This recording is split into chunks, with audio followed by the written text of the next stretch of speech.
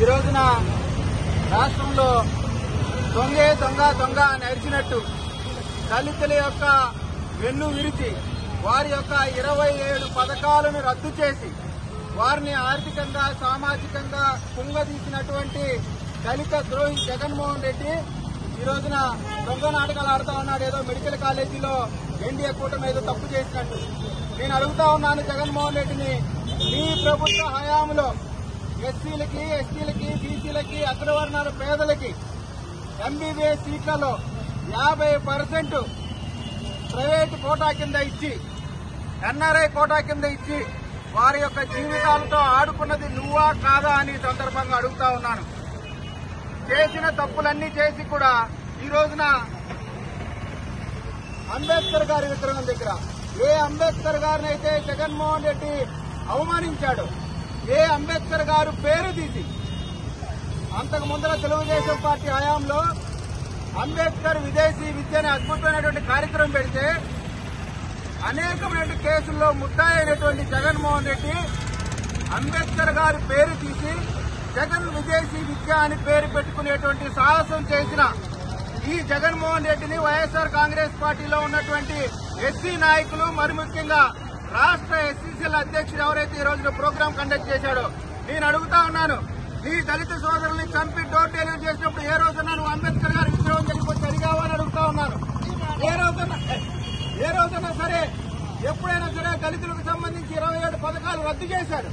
27 పథకాలు నా దళిత సోదరుల యొక్క పథకాలు రద్దు చేశారు. ఎందుకు రద్దు చేశామని ఏ రోజన్నా ఈ ఎస్సీ సంబంధించినటువంటి ఎమ్మెల్యేలు గాని, మంత్రులు గాని, వైఎస్ఆర్ కాంగ్రెస్ పార్టీ నాయకులు గాని దళితులకు జరుగుతున్న అన్యాయం పైన ఏ రోజైనా కలమెత్తారా అని అడుగుతా ఉన్నాను.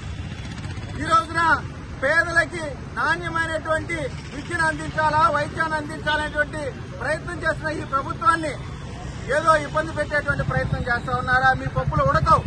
ఎందుకంటే ఈ ఆంధ్ర రాష్ట్ర ప్రజలు నిన్ను కేవలం ఎమ్మెల్యేగా పరిమితం చేశారంటే, కనీసం ప్రతిపక్ష నాయకుడిగా కూడా మళ్లీ అవకాశం ఇవ్వలేదంటే, ఒకసారి నిన్ను ప్రతిపక్ష నాయకుడిగా చూశారు, ఒకసారి ముఖ్యమంత్రిగా చూశారు. ఇక వాళ్ళు నిర్ణయించుకున్నారు, ఇక జీవితంలో నువ్వు ప్రతిపక్ష నాయకుడు లేదా ముఖ్యమంత్రి అయ్యే అవకాశమే లేదు. నీ దొంగ చెప్పాలి ఆపు.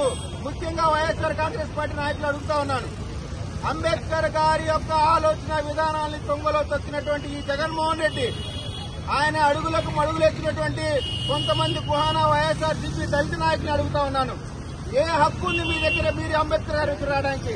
నేను చెప్తా ఉన్నాను, నిజంగా మీరు అంబేద్కర్ గారి విగ్రహం దగ్గరికి వచ్చి నిరసన చేయదలుచుకుంటే జగన్మోహన్ రెడ్డి గారితో ఏదైతే అంబేద్కర్ విదేశీ విద్యకి జగన్మోహన్ రెడ్డి పేరు పెట్టుకున్నాడో అంబేద్కర్ గారి పేరు తీసి దానికి క్షమాపణ చెప్పించండి ముందలా. ఆ తర్వాతే మీరు అంబేద్కర్ గారి పేరు గాని దళితుల గురించి గాని మాట్లాడే హక్కు ఉంటది.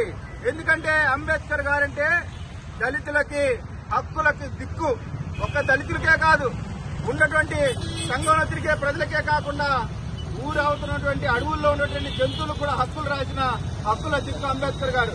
అటువంటి అంబేద్కర్ గారిని అవమానించిన జగన్మోహన్ రెడ్డి వైఎస్ఆర్ కాంగ్రెస్ పార్టీ అంబేద్కర్ గారి విగ్రహం దగ్గరికి వచ్చి దాన్ని మలినం చేశారు. మీరు చూడండి, ఎక్కడ పడితే అక్కడ ప్లే కార్డులు ఎట్లా పడితే అక్కడ చిందరవందరగా చేసి, ఇదేనా మీరు అంబేద్కర్ గారికి ఇచ్చే గౌరవం? ఇదేనా మీరు అంబేద్కర్ గారి పట్ల మీకున్నటువంటి ప్రేమ? ఇటువంటి కార్యక్రమాలు మేము చేసే రాబోయే రోజుల్లో మా సంస్కృతి మమ్మల్ని అడ్డుకునే సంస్కృతి కాదు. అంబేద్కర్ గారు ఇచ్చినట్టు రాజ్యాంగ హక్కు ప్రకారం మమ్మల్ని నిరసన చేసుకునే అవకాశం ఇచ్చాం. మీరు చేసిన తప్పును ఎత్తి చూపిస్తున్నాం. మీకు మాకు మధ్యన తేడాని ప్రజలు గమనిస్తా ఉన్నారు. మెడికల్ కాలేజీకి సంబంధించి ప్రజలకి నష్టం జరిగే ఏ కార్యక్రమం ప్రభుత్వం తీసుకోదు. ముందుగా ఏ కార్యక్రమం చేయాలన్నా జగన్మోహన్ రెడ్డి అంబేద్కర్ గారి విగ్రహం దగ్గరికి వచ్చి కాళ్లు పట్టుకుని క్షమాపణ చెప్పిన తర్వాత మాత్రమే అంబేద్కర్ గారి విగ్రహం దగ్గర రావాలని చెప్తూ ఈ కార్యక్రమానికి విచ్చేసిన అందరికీ కూడా పేరు పేరు కృతజ్ఞతలు తెలియజేసుకుంటాం.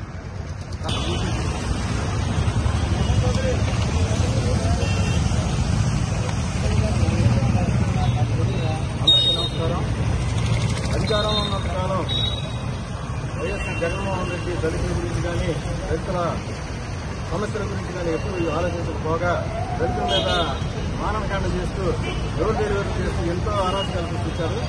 అక్కడి వ్యక్తి ఈ రోజున అంబేద్కర్ గారి శరణ్యం కోరుతూ అంబేద్కర్ గారి విగ్రహాల దగ్గర ఈ చేయటం, ఇట్లాంటి కార్యక్రమం చేయటం అనేది చాలా హాస్యాస్పదం.